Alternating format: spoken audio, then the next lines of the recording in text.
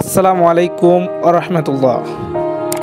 আপনাদের সামনে আমি পরিচিত করতে যাচ্ছি বাংলাদেশের শীর্ষ সবচেয়ে বড় কোম্পানিগুলো। এসব কোম্পানিতে ভেটেরিনারি যে কোনো ওষুধ পাওয়া যাবে। তো ভিউয়ার্স, আর দেরি কেন, চলেন দেখা যাক সেই ভেটেরিনারি কোম্পানিগুলোকে। ভিডিওটি ভালো লাগলে অবশ্যই সাবস্ক্রাইব করে দিবেন,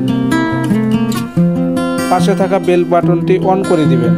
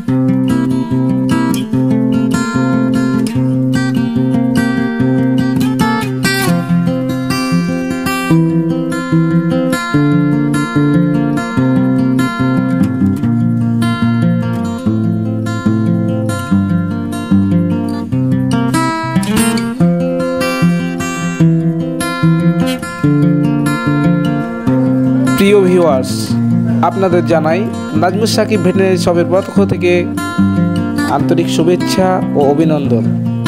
আপনারা প্লিজ আমার চ্যানেলটি সাবস্ক্রাইব করে দেন, পাশে থাকা বেল বাটনটি অন করে দেন। ধন্যবাদ।